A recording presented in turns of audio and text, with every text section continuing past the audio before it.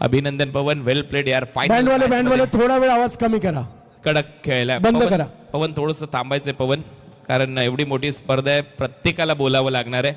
पवन मैदानामध्ये गेलास, विवेक शेलारनी जो खांदा मारला आणि त्याच्यानंतर तुला काय झालं आणि तू त्याच्यानंतर काय केलं?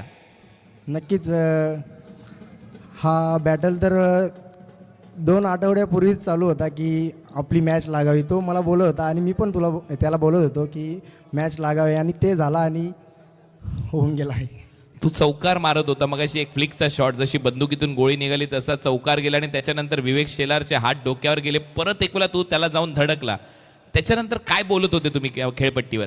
तो बोलत होता मला की 6 मारून दाखव, हे काय बाउंड्री मारतोस की असे 6 मारून दाखव, असं बोलत होता मला. परत कधी भेटला तर 6 मारणार? नक्कीच ट्राय करेन, पण तो एक चांगला गोलंदाज आहे, माझ्यावर जास्त हवी पडतो तो.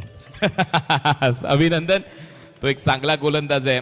हे दोघे बिझनेस पार्टनर आहेत, एकमेकांचे जवळचे मित्र आहेत, परंतु मैत्री आणि ती दुनियादारी क्रिकेटमध्ये येत नसते, ती क्रिकेटच्या बाहेर असताना हे परत एक वेळा सिद्ध झालंय.